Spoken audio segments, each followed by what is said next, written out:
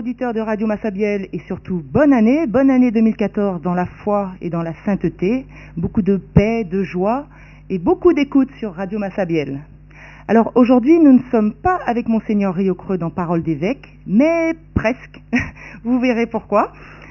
Et d'ailleurs, Monseigneur Riocreux ne pourra être avec nous seulement une fois par mois, c'est pour cela que nous n'avons pas de Parole d'évêque, parce que vous comprenez bien que son programme est très chargé, mais nous pourrons avoir un suppléant qui viendra aussi le suppléer. Et d'ailleurs, nous sommes avec un prêtre très apprécié en Guadeloupe, qui est son vicaire général. Bonjour, Père Cyril. Bonjour Laetitia, bonjour aux auditeurs de Radio Massabielle. Alors je voudrais profiter de cette occasion, puisque nous sommes dans les premières heures de 2014, pour présenter des vœux à tous ceux qui nous écoutent. Et je ne vais pas rentrer dans les vœux traditionnels. Je crois que c'est une très bonne chose qu'au début d'une année, nous puissions nous souhaiter ce qu'il y a de meilleur.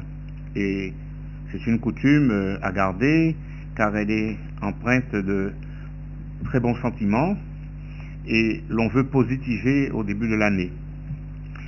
Personnellement, je vais présenter mes vœux un peu comme je l'ai fait hier pour la paroisse de Saint-François, dont j'ai la responsabilité.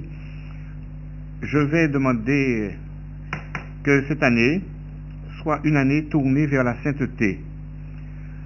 C'est-à-dire que nous avons à rechercher à entrer dans la sainteté de Dieu, lui qui est venu jusqu'à nous, partager notre humanité, lui qui n'a cessé de manifester son amour à travers son Fils Jésus-Christ, et qui nous a laissé son Esprit Saint pour que cet amour puisse toujours fleurir dans notre vie.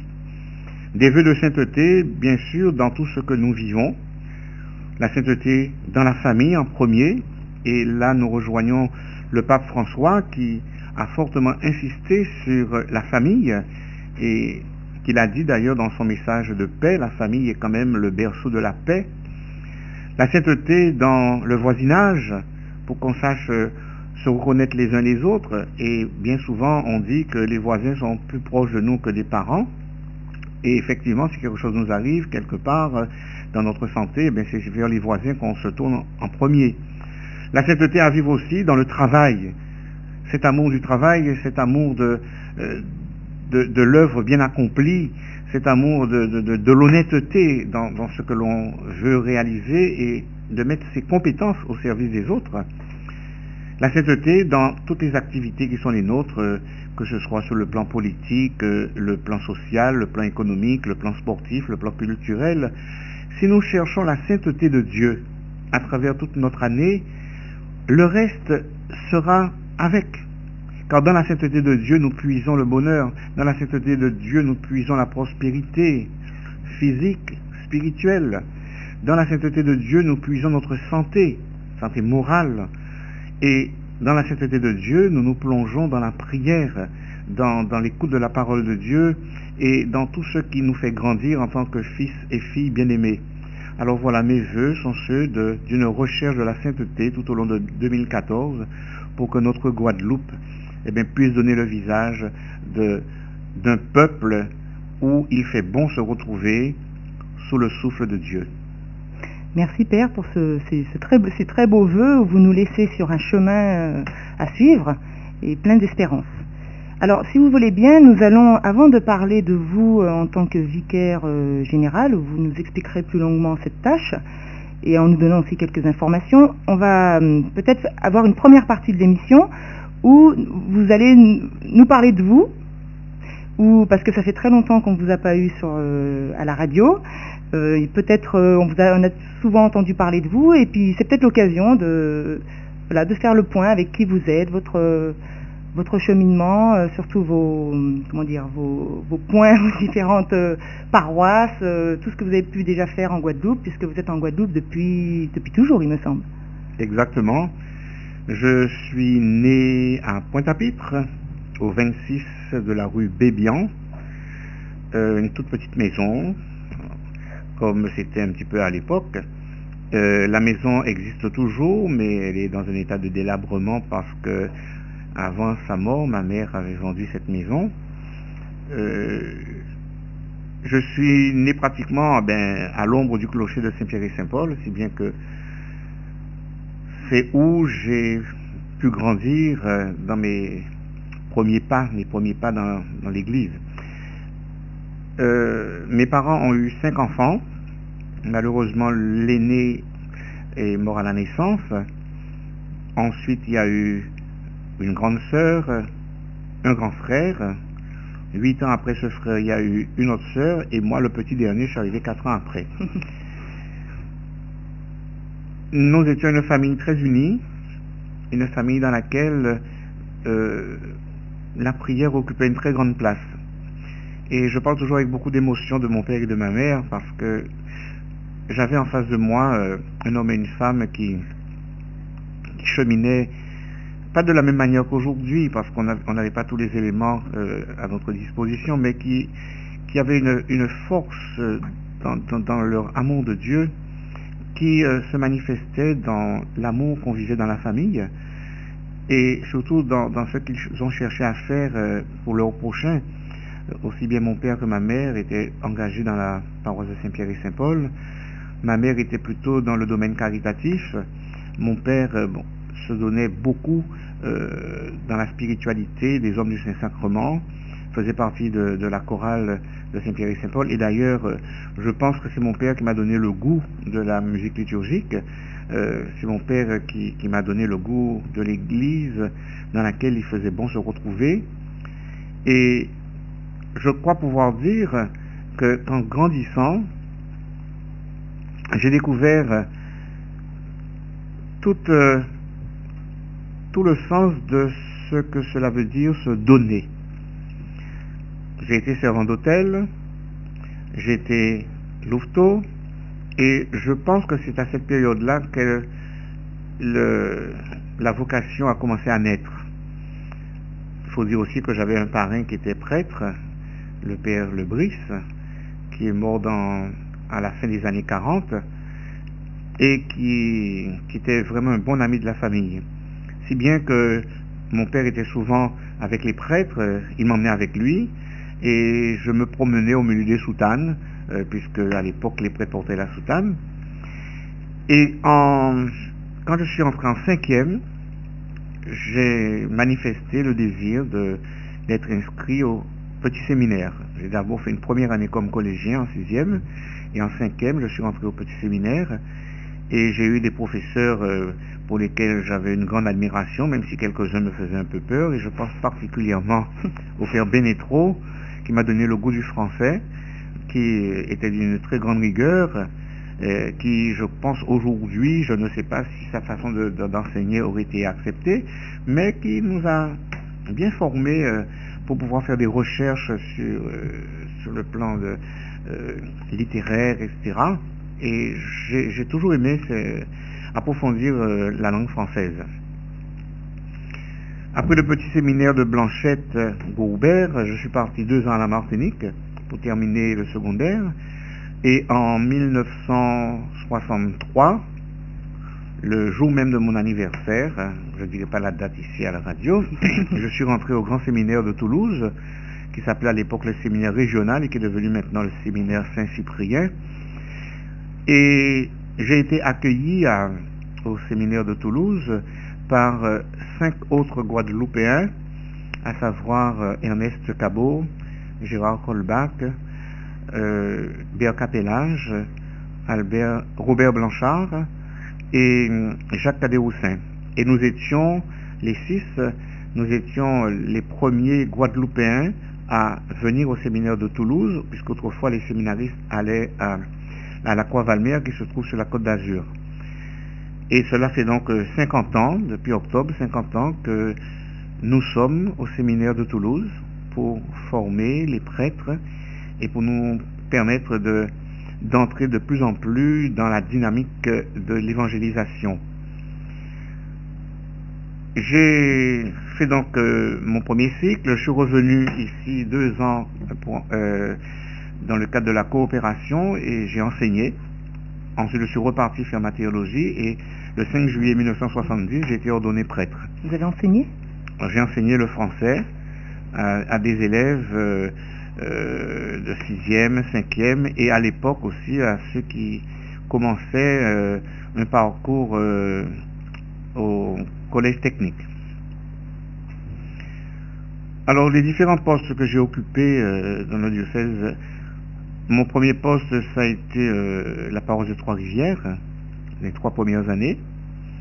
C'est où j'ai fait mes premières armes, et je garde d'ailleurs un souvenir très très fort de ces premières années aux Trois-Rivières, où j'ai découvert des personnes qui vivaient l'après-concile, qui commençaient à vivre l'après-concile. Après mes 3 années à Trois-Rivières, j'ai été nommé au Sacré-Cœur, où je suis resté 9 ans. Et je me rappelle aux Trois-Rivières, j'avais relancé un petit peu le scoutisme, pas les louveteaux parce qu'ils sont toujours restés là, les louveteaux, mais le reste nous l'avons relancé, à savoir les pionniers. Au Sacré-Cœur, je me suis plutôt lancé dans la liturgie avec l'animation de la chorale qui s'appelait la chorale Alléluia. Que vous aviez déjà fréquenté grâce à votre père, comme vous aviez dit. Non, mon père était à Saint-Pierre et Saint-Paul, pas au Sacré-Cœur. Non, mais oui, je veux dire qu'au niveau du chant. Ah oui, au niveau du chant. Vous étiez déjà aguerri. Voilà. Il faut dire aussi qu'au grand séminaire, je faisais de l'animation aussi de mes camarades de séminaire. Vous connaissez la musique ou vous avez une belle voix? Bon, on dit que j'ai une belle voix. J'aime chanter. Je n'aurais pas la prétention de dire que j'ai une belle voix. Je fais des recherches toujours en musique, mais je n'ai jamais appris la musique à proprement parler. Mais avec d'autres, j'ai appris quand même à déchiffrer une partition. Mais je ne suis pas très très doué dans ce domaine-là. Mais j'aime chanter, j'aime écouter de la musique, j'aime ce qui est beau. Et c'est pour cela aussi que je profite pour dire, on ne choisit pas n'importe quoi comme cantique pour faire une liturgie. Il faut savoir respecter ce que les textes nous proposent. Et on ne met pas un chant à la messe parce que ce chant-là est beau, qui nous fait plaisir, qui fait palpiter notre cœur. On met un chant parce qu'il correspond au message qui est contenu dans la liturgie. Et ce message, c'est à partir des textes bibliques. Et voilà pourquoi on ne peut pas faire n'importe quoi non plus en liturgie. C'est pas quelque chose de statique, mais ce n'est pas non plus la porte ouverte à tous les laisser aller, malheureusement, qu'on a pu voir certaines fois. Donc au Sacré-Cœur, on a travaillé très sérieusement sur cette question, et je ne me contentais pas de faire chanter. Il y avait toute une organisation de la chorale qui est arrivée jusqu'à 102 membres. On avait des journées de récollection, on avait des temps forts de réflexion, on faisait des partages d'évangiles. Et quand je rencontre aujourd'hui ces personnes, bon, certaines étaient plus âgées que moi, d'autres bien sûr bien plus jeunes, et bien c'est toujours pour se rappeler ces moments qui n'étaient pas toujours faciles, mais qui étaient des moments de fraternité et de grande spiritualité. Et quand j'étais aussi au Sacré-Cœur, le père Cabot, qui était curé de la paroisse, m'avait confié le quartier de Grand Camp qui se lançait. Et nous avions créé à cette époque-là, pour pouvoir obtenir un local pour célébrer la messe, nous avions créé une association qui s'appelait l'association Rencontre. Après le Sacré-Cœur, eh bien, Monseigneur Wally a jugé qu'il était temps que je puisse un petit peu voler de mes propres ailes et m'a envoyé au Gosier. Je ne cache pas que en arrivant au Gosier, je n'emmenais pas l'argent parce que j'avais un peu peur de me retrouver tout seul. Parce que j'étais jeune encore en plus. Oui, j'étais jeune. J'avais toujours vécu en équipe et là j'allais me retrouver tout seul. Donc les premiers mois du Gosier ont été assez difficiles. Et ça s'est traduit d'ailleurs par un évanouissement en pleine messe qui m'a valu un arrêt déjà à l'époque. J'ai passé 18 ans au Gosier. Et là, il avait fallu ouvrir beaucoup de portes. J'ai commencé par le groupe des hommes, mais à partir de l'évangile, pour pouvoir accueillir l'évangile. Ensuite, nous sommes partis avec les jeunes. Ensuite, ça a été les petites communautés qui se sont créées avec le projet pastoral de Monseigneur Cabot. Et on est rentré dans plusieurs domaines. Chaque année, pratiquement, on mettait une activité supplémentaire. Je sais aussi que vous êtes à l'origine du groupe qui intervient les lundis soirs à Radio Massabielle, les Enfants de Cœur. Là, alors oui, là, au Gosier, ça a été pour moi l'explosion, disons, des servants d'hôtel. Et nous avions tous les samedis, nous avions un partage évangile, parce que je ne voulais pas que ces jeunes viennent servir la messe sans savoir qu'est-ce qu'ils venaient faire à l'hôtel. Donc il y a eu cette découverte de l'évangile, il y a eu le sens du service, et je souhaitais aussi qu'ils soient au courant de tout ce qui se vivait dans la paroisse, pour qu'ils puissent servir un petit peu d'interlocuteur aux personnes qui venaient parfois demander des renseignements. Leur permettre d'évangéliser aussi. Oui. Alors. Et c'est à ce moment-là aussi qu'ils ont commencé je leur ai confié la responsabilité de la crèche chaque année. Donc, et comme chaque année on avait un thème qui correspondait à un événement de l'année, et jusqu'à maintenant, ce sont eux qui, devenus adultes, pères de famille, ce sont eux qui continuent à faire cette crèche du Gosier. Et avant de quitter le Gosier, bien avant de quitter le Gosier, quand ils étaient devenus majeurs et adultes, j'ai lancé l'idée d'une amicale des anciens servants. Et aujourd'hui, ils continuent, et je suis très heureux de voir qu'ils continuent à œuvrer, qu'ils continuent à être véritablement engagés dans la paroisse. Et leur souci, c'est d'essayer de faire découvrir de plus en plus ce qui se vit dans les différentes paroisses du diocèse. Alors de temps en temps, je les rencontre, pas autant que je le voudrais, et même quelquefois, ils me font gentiment le reproche, parce que je dois reconnaître que ce sont des hommes aujourd'hui nous sommes restés très proches. Ils me font le reproche de ne pas être plus souvent avec eux, mais bon, pour différentes raisons, j'ai dû décrocher pour me consacrer à la mission là où je suis envoyé. Et après le Gosier, Enfin, juste avant peut-être, cette amicale des Enfants de Cœur a sans doute permis qu'ils soient aussi des pères de famille et qui témoignent au sein des familles. Est-ce que les pères ont un sens très fort en Guadeloupe à donner à la famille, dans l'unité? Oui. Je me rappelle quand ils étaient adolescents,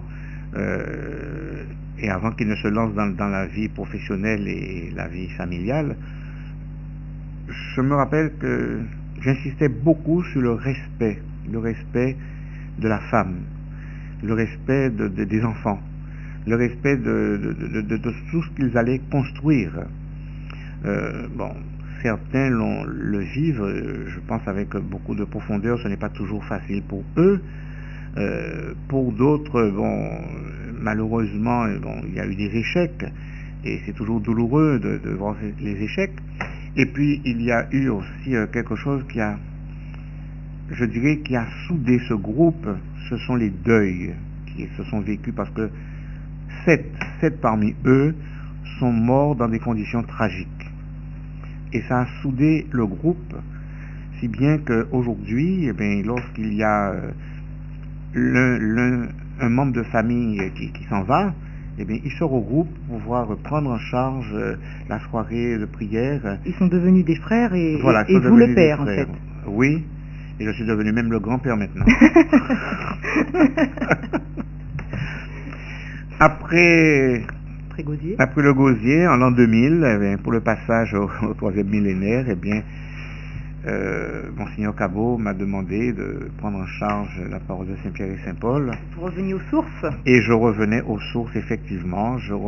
Quand je suis rentré la première fois pour être présenté, mes yeux se sont portés sur la tribune, et j'avais l'impression de voir mon père qui me regardait.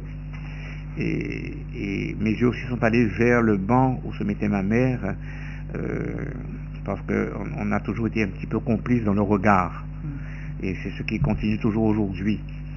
10 ans à Saint-Pierre et Saint-Paul, 10 années qui n'ont pas toujours été faciles, mais 10 années qui m'ont beaucoup plus mûri aussi, pour me permettre d'être en face d'une communauté qui est très variée, puisque les personnes viennent un peu de partout à Saint-Pierre et Saint-Paul, et de tous les milieux. Donc il fallait trouver un langage qui puisse permettre une communication.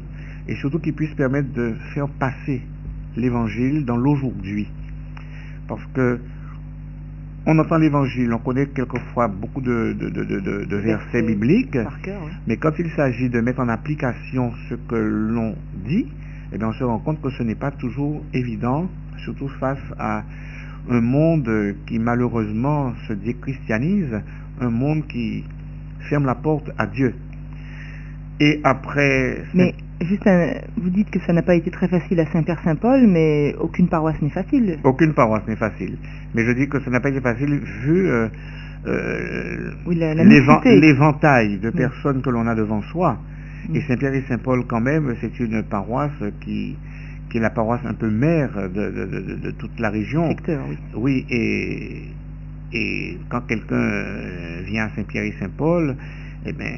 Il a des attentes qui sont... Voilà, il y a des attentes très fortes, mais en même temps, il faut penser qu'il n'y a pas que des intellectuels, il y a aussi des personnes qui sont de notre niveau, et il faut trouver un langage qui puisse aller pour tout le monde, hein, et qui puisse permettre surtout aux uns et aux autres de grandir dans leur foi, et de découvrir qu'être chrétien aujourd'hui, c'est adhérer au message du Christ, et donner l'exemple de notre vie.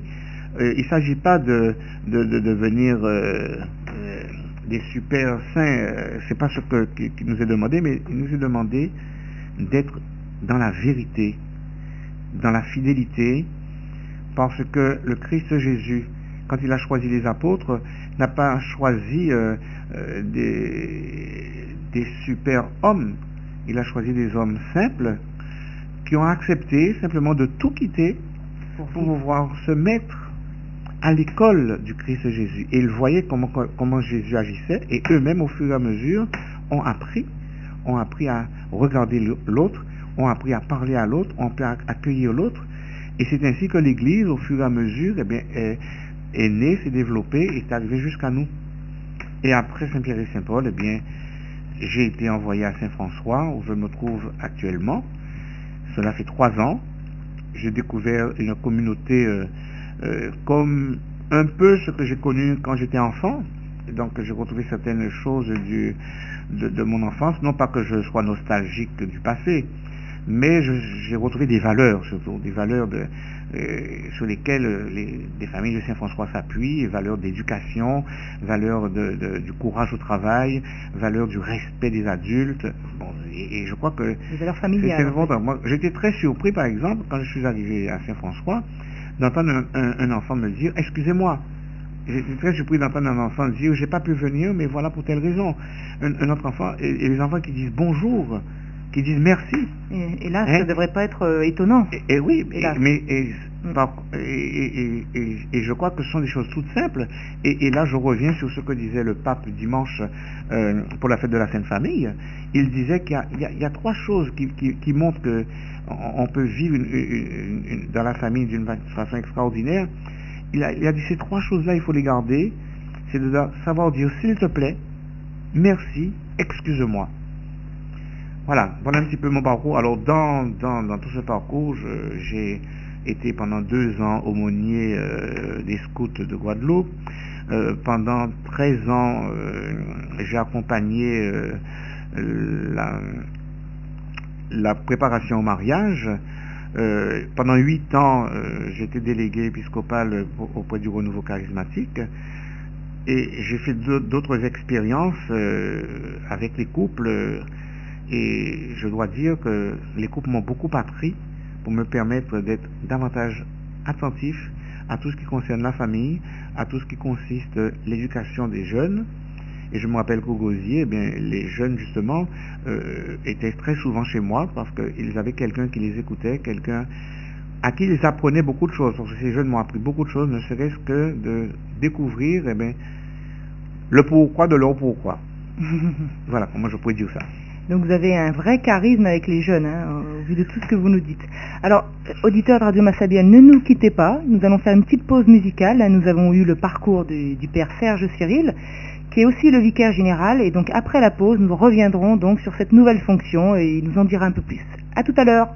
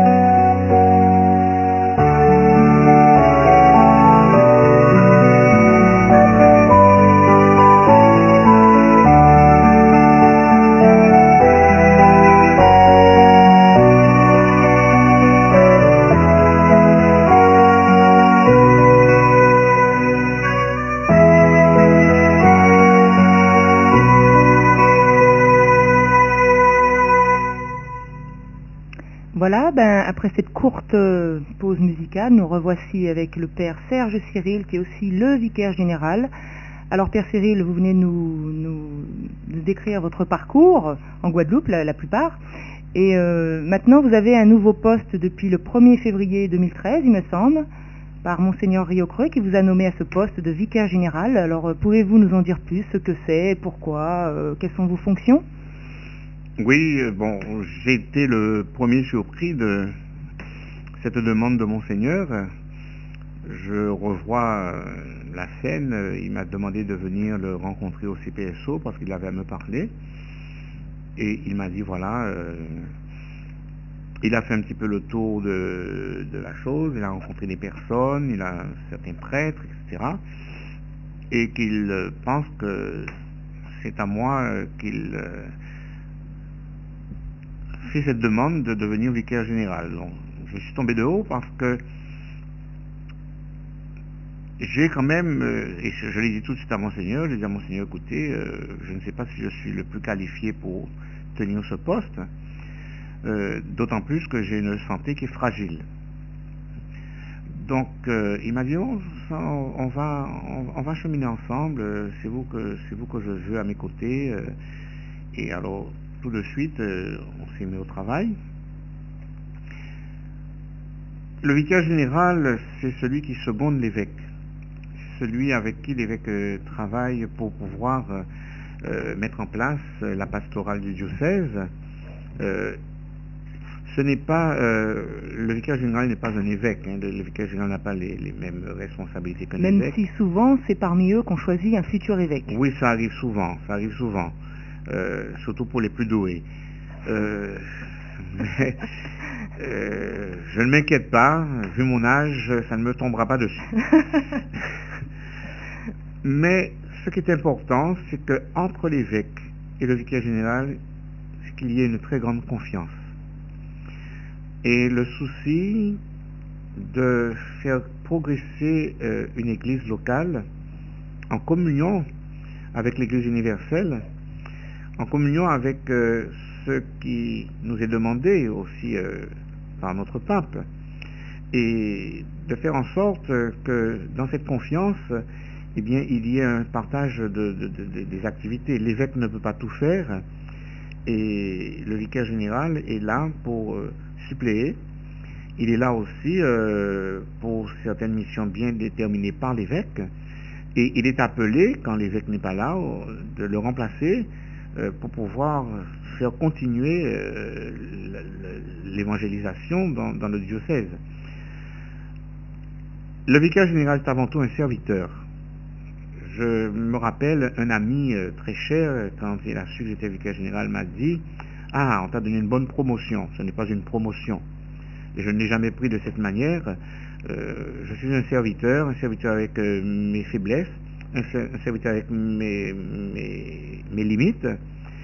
Et la preuve de limite, c'est que la santé est venue me cueillir au moment où l'évêque avait vraiment besoin de moi.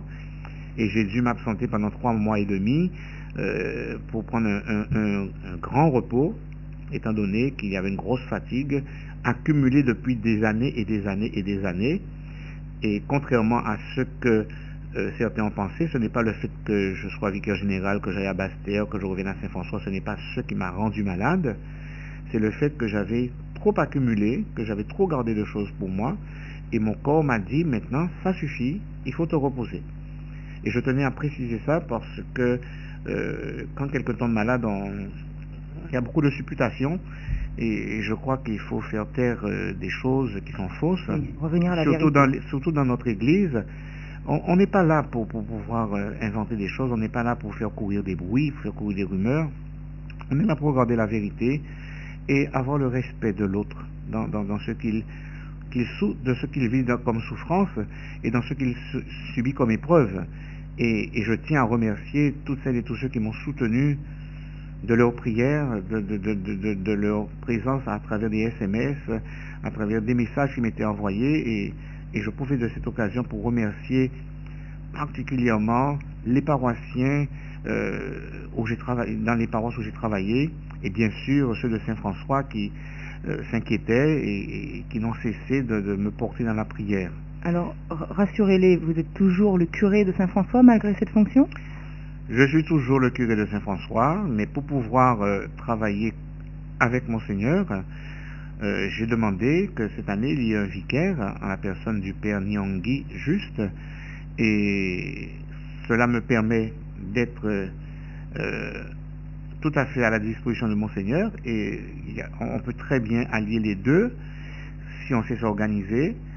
Il y aura des fois où je ne pourrai pas toujours être à Saint-François, parce que j'ai donné la priorité, bien sûr, à cette fonction de vicaire général, mais je tiens à garder un lien avec la paroisse, parce que c'est où quand même je rencontre une communauté, c'est où je peux vivre quelque chose de pastoral de très fort, et cela fait que 3 ans que je suis à Saint-François. J'ai dit à Monseigneur, tant que je pourrais le faire, je préfère venir passer un certain nombre de jours à l'évêché, mais pouvoir au moins faire les week-ends à Saint-François et vivre certaines réalités avec la communauté. Parce qu'il semblerait en plus que cette communauté vous soit très attachée. Oui, elle me l'a prouvé de différentes manières, et je crois que dans toutes les communautés où je suis passé, il y a toujours eu cet échange, et je remercie toutes ces communautés qui n'ont cessé de me porter dans la prière, et avec ces communautés avec lesquelles j'ai des liens de fraternité, des liens qui sont ceux que le Christ devait avoir aussi avec ceux qui se rassemblaient autour de lui, et surtout que Saint Paul avait avec toutes ces communautés auxquelles il a envoyé toutes ces lettres qui sont pour nous d'une richesse extraordinaire pour vivre l'évangile aujourd'hui. Donc vous nous dites que dans votre vicariat, vous devez être très proche de l'évêque, mais il a fait aussi un choix judicieux, parce qu'il a quand même choisi un Guadeloupéen qui connaît très bien les hommes de ce pays, enfin les gens de ce pays, qui a vécu dans plusieurs paroisses. Il me semble que c'était essentiel aussi qu'il s'entoure de quelqu'un qui connaisse bien quand même la culture chrétienne, les lieux et les gens, la mentalité, lui surtout qui vient de Paris. Oui. Est-ce que c'est pareil d'administrer Paris et d'administrer la Guadeloupe? Non, pas du tout, pas du tout. D'ailleurs, de toute façon, on n'administre pas un diocèse même sur le sol de l'Hexagone de la même manière à Toulouse qu'à Paris, à Bordeaux, ou à Nice. Bon, je pense que quand même chaque région a sa culture, chaque région a son originalité.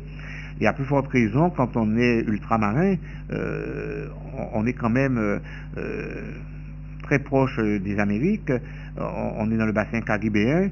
Ce que nous vivons par exemple en Guadeloupe, c'est pas ce qui se vit à La Réunion. Donc je crois qu'il y a un très grand respect des cultures à avoir. Et Jésus-Christ s'est incarné dans une culture. Et je crois que c'est ça qui est d'extraordinaire dans notre vie de prêtre, c'est que nous entrons dans une culture, nous ne venons pas imposer la nôtre, mais nous prenons cette culture, et dans cette culture, nous portons l'évangile. Parce que l'évangile, lui, il reste le même pour tout le monde. On ne va pas faire un évangile à sa manière. L'évangile est là, et je crois que c'est pour nous un roc solide, mais il faut tenir compte des personnes qu'on a devant soi, il faut tenir compte du climat, il faut tenir compte de beaucoup de facteurs. Et Monseigneur, en me choisissant, bon, je crois qu'il a voulu montrer qu'il voulait avoir effectivement auprès de lui quelqu'un qui connaît le pays, qui peut l'aider à découvrir certains aspects. Et d'ailleurs, quand nous sommes tous les deux ensemble, nous discutons de certaines choses, et je suis quelquefois émerveillé de voir sa simplicité, de me dire ah mais je ne savais pas ça, et puis bon, on partage véritablement des moments forts, et je crois que bon, il a beaucoup souffert de mon absence, et moi-même j'ai souffert que ça soit tombé à ce moment-là, mais là nous sommes repartis, et je crois que le Seigneur m'a rempli de grâce pour pouvoir avancer, et j'ai fait une expérience de la présence de Dieu dans ma vie pendant ce temps d'arrêt, et j'ai envie de partager cela avec tous ceux que je rencontre, et cette joie qui est débordante, cette joie qui me booste. Vous voulez dire que ça n'a pas juste été une mise au vert, que vous êtes un peu renouvelé? J'ai presque envie de dire que c'est une renaissance. Ouh là là, bien plus que ça alors. Oui, oui, parce que c'est... oui, c'est une page qui a vraiment tourné.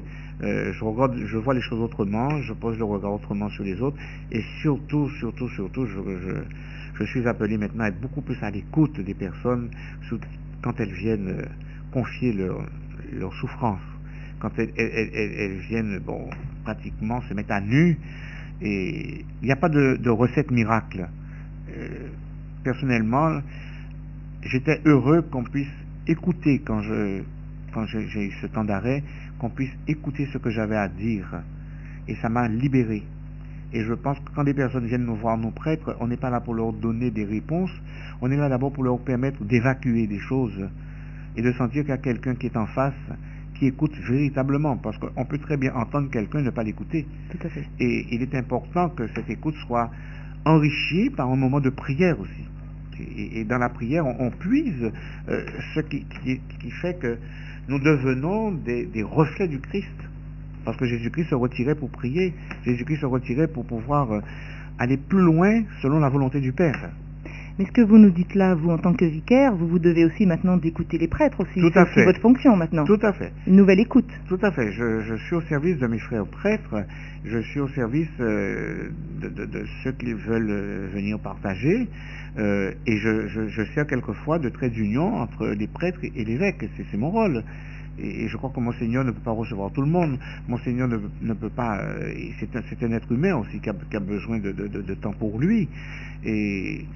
Et quelquefois, il se retrouve avec des choses qui sont pour le vicaire général et quelquefois même qui sont pour le curé de la paroisse. Les personnes sont persuadées que parce qu'elles vont voir l'évêque, que les choses iront plus vite. Non. Je crois qu'il faut savoir faire confiance aussi aux prêtres.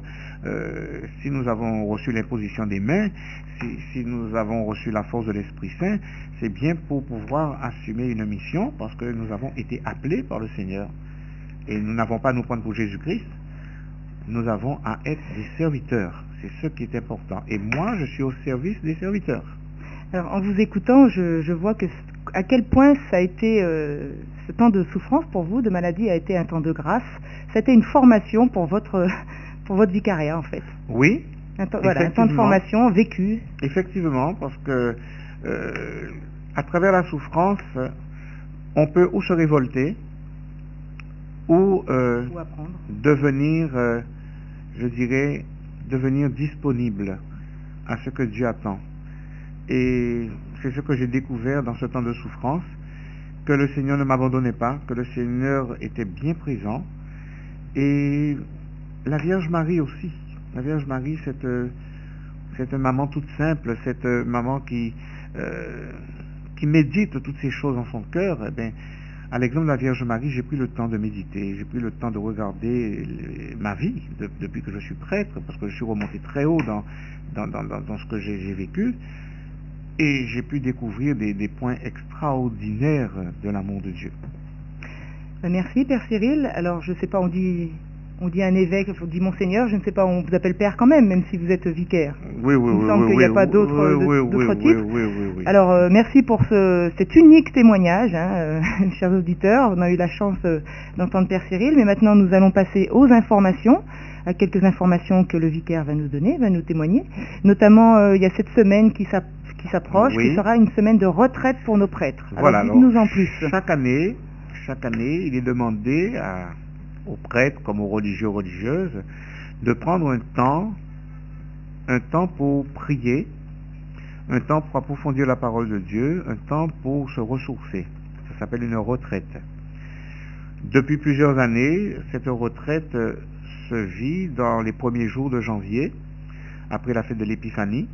Donc cette année, de lundi à vendredi, nous serons rassemblés autour de notre évêque à Saint-Jean-Bosco pour ce temps de prière, ce temps de réflexion, ce temps de partage, ce temps d'approfondissement. Et pour nous aider dans notre cheminement, nous aurons comme prédicateur Monseigneur Gontran de Coste, qui est l'évêque de Jérémie en Haïti. C'est un jésuite. et qui a été professeur et qui est très apprécié de son clergé pour la clarté de ses enseignements et de sa spiritualité. Ce qui fait que nous allons réfléchir sur ce thème, faire corps avec le Christ dans son royaume et son histoire pour vivre la mission. Et à travers tout cela, je pense que les uns et les autres, nous allons aussi approfondir ce qui nous sert de base pour notre année pastorale, à savoir le document d'Aparecida, où nous sommes envoyés vers les plus pauvres, vers ceux qui crient vers le Seigneur, ceux qui crient leur détresse, ceux qui crient leur désir de voir leur vie devenir autre. Et en cela, nous sommes tout à fait dans la mouvance de notre pape François, puisqu'il nous demande d'aller aux périphéries, de ne pas rester enfermé dans l'église, d'aller aux périphéries, d'aller à la rencontre, de sortir, et il le prouve par sa façon de faire, par sa simplicité, par son humilité. Ce n'est pas pour rien qu'il a pris le nom de François.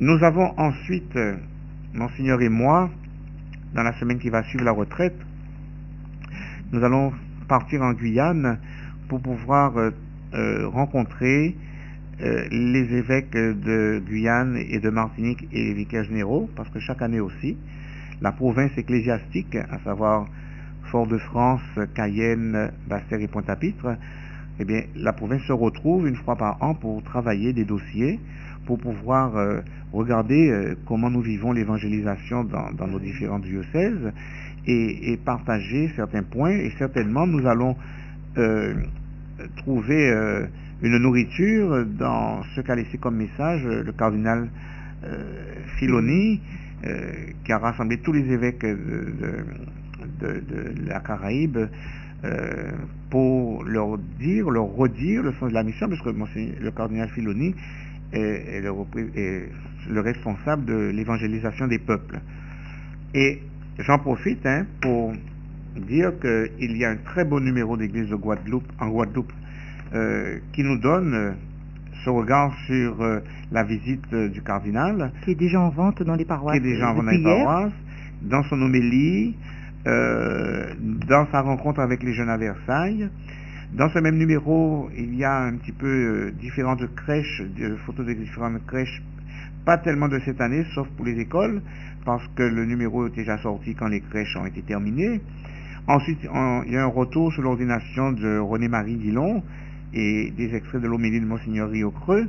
Et je crois qu'il est important que les familles lisent un petit peu quel est le parcours d'un jeune qui répond à l'appel de Dieu, ainsi que l'interview du père Jacques Yvon, qui est le curé de Saint-Pierre et Saint-Paul.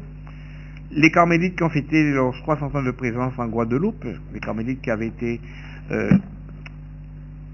recrutés par Monseigneur Jean Gay et qui se sont installés à Blanchette-Gourbert.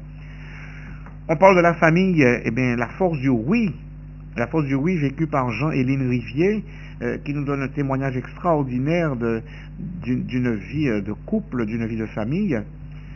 Monseigneur est très porté sur les pèlerinages et sur la redécouverte de ce qu'est un pèlerinage, et pour éviter que des pèlerinages partent dans n'importe quel sens, il a mis sur place un bureau de pèlerinage avec le père Silène comme directeur, et cette année il va y avoir le premier pèlerinage diocésain du 30 juin au 11 juillet, et l'on peut encore s'inscrire ou à l'évêché ou auprès du père Silène, de façon à pouvoir vivre ce pèlerinage. Et d'ailleurs Monseigneur Riocreux et le père Silène seront à ce pèlerinage. Nous avons également eu la visite du père Régis Marie de la Tessonnière, qui est spécialiste des apparitions du message de Marie à Bernadette, qui a donné 2 conférences ici en Guadeloupe et aussi à Saint-Barthélemy, et où il nous a permis de découvrir que la Grotte de Lourdes est un chemin d'évangile. Et puis je ne vais pas donner tous les articles, mais nous avons encore d'autres références et des nouvelles, et puis un regard sur Nelson Mandela, un géant de l'histoire, et l'hommage qui lui a été rendu. Et puis un un exemple à suivre de sportif. Ça s'intitule Comme un conte d'épiphanie, et je crois qu'il est important de regarder un petit peu ce que des hommes arrivent à faire, à vivre, à se dépasser. J'ai presque envie de comparer quelquefois notre foi à un exploit sportif, parce que c'est chaque jour que nous sommes appelés à nous dépasser, c'est chaque jour que nous sommes appelés à aller plus loin, c'est chaque jour que nous avons à nous dire, comme Saint Paul d'ailleurs, à courir pour obtenir la palme. Et notre palme, ce sera de pouvoir contempler un jour le Seigneur. Et puis je voudrais quand même revenir sur des événements par contre qui ont marqué l'Église cette année, et je crois que je vais terminer par ça. Il y a eu la renonciation de Benoît XVI qui a surpris tout le monde, oui, mais qui était un acte de courage extraordinaire, de voir que cet homme, se rendant compte que ses forces déclinaient, a eu le courage de dire qu'il renonçait à sa charge. C'était pas une démission, c'est une renonciation pour le bien de l'Église. Et on pourrait dire en quelque sorte que cette renonciation a ouvert un chemin pour le nouveau pape, car ce François qui est arrivé de l'autre bout du monde, comme il a dit lui-même, a commencé son ministère en demandant à la foule qui était rassemblée sur la place Saint-Pierre de prier le Seigneur de le bénir. Et contrairement à ce que disent certaines personnes, il n'a pas demandé à la foule de le bénir, il a demandé de prier le Seigneur de le bénir. Et chaque fois que ce pape parle, il dit toujours priez pour moi, sa demande. Hein? Et il y a tous ceux qui viennent le rencontrer aussi. Et tous ceux qui viennent le rencontrer, ce n'est pas étonnant que le Time l'ait reconnu comme l'homme de l'année. En si peu de temps, voilà un homme qui pourtant ne fait pas de choses, je dirais, pour se faire remarquer. Il est, et il vit ce qu'il est. Il va à la rencontre des personnes, il donne des messages qui sont d'une clarté, qui sont pour nous des méditations à reprendre. Et puis, quand on voit la quantité de livres qui ont paru sur ce pape, quand on voit son exhortation apostolique sur la joie de l'évangile, quand on voit la finition de l'encyclique sur la foi, quand on voit quand il dit cette église que j'espère, qui est extraordinaire comme livre, il y a des quantités de choses de ce genre que j'invite les uns et les autres à se procurer pour pouvoir lire, pour pouvoir connaître ce pape et pour pouvoir aller à cet enseignement qu'il nous donne pour l'église d'aujourd'hui. Et tout ça en moins d'un an. En moins d'un an. On a l'impression qu'il veut aller vite, non pas pour faire les choses à toute vitesse, mais il se dit peut-être qu'il n'a pas beaucoup de temps devant lui, oui, puisqu'il il a 77 ans, et donc il veut faire le maximum pour pouvoir permettre à l'Église. C'est Jean 23 qui avait utilisé le terme quand il a convoqué le concile pour dépoussiérer l'Église. Et bien là aussi, je crois qu'il dépoussière pas mal de choses pour que nous soyons heureux d'être chrétiens aujourd'hui, que nous soyons fiers d'appartenir à cette Église, qui a le courage de reconnaître ses erreurs, qui a le courage de dire aux hommes, mais personne n'est rejeté, personne n'est mis de côté, il n'y a pas à juger, à critiquer qui que ce soit, ici à accueillir. L'homme est un frère, la femme est une sœur, et nous devons avoir ce courage. Et je voulais dire, il y a eu la clôture de l'année de la foi, il y a eu des événements, et puis l'année s'est terminée sur une note extraordinaire avec la libération du père Georges Van der Busch, que tout le monde attendait. Et ça a été cette explosion de joie, c'était le feu d'artifice de la fin de l'année, pour nous. Oui, alors justement, d'ailleurs, on vient d'avoir l'information que le père Georges Van der Busch n'a pas été libéré par compassion. Lui-même l'a dit, ces gens-là n'ont aucune compassion. Il semblerait qu'il ait été échangé par un autre membre de Boko Haram. C'est Boko Haram qui l'a enfermé et c'est Boko Haram qui l'a libéré grâce aux différents présidents, et il semblerait à cet échange, et certainement pas par compassion. C'est lui-même qui le dit, le père Georges, je ne sais plus comment, Van den Busch, voilà. Alors père, vous parlez aussi de l'homme de l'année pour pour le pape François, mais aussi là, dans le numéro du 2 janvier sur France Antilles, l'homme de l'année en Guadeloupe. Il en fait partie des hommes de l'année, Monseigneur Riocreux, qui lui aussi est très actif dans notre département depuis plus d'1 an qu'il est là. Alors une petite dernière information, il y a Église en Guadeloupe certes, mais il y a aussi un numéro, un hors-série qui sera unique, ce numéro, pour les JMJ. Alors on va dire encore un numéro sur les JMJ, en fait non, puisque c'est une relecture justement des jeunes pour les jeunes, parce qu'une fois sorti de cette ambiance, de cette émotion des JMJ, il y a besoin aussi de se poser, un temps pour se poser et pour revoir les choses un peu plus concrètement. Voilà, et donc c'est fait pour la catéchèse justement. Exactement. Pour les jeunes. Je voulais justement dire que dans les événements de l'année de l'Église, il y a eu quand même ce rassemblement à Rio de Janeiro, et le numéro spécial qui est fait, le Père Dénécy a souhaité que ce numéro paraisse pour pouvoir permettre aux jeunes de faire une relecture et de permettre à d'autres jeunes qui n'ont pas vécu cet événement d'avoir de quoi réfléchir, d'avoir de quoi construire davantage encore une pastorale dans le monde des jeunes, que les jeunes sentent qu'ils sont vraiment partie prenante de ce que vit l'Église, et qu'ils ont à porter ce souci de l'Évangile. Quand Jean-Paul II a voulu ces journées mondiales de la jeunesse, c'est qu'il voulait que les jeunes soient missionnaires dans le monde des jeunes, et c'est cet élan qui perdure, et qui permet de croire que la jeunesse apporte d'immenses richesses au monde. Et vive la jeunesse.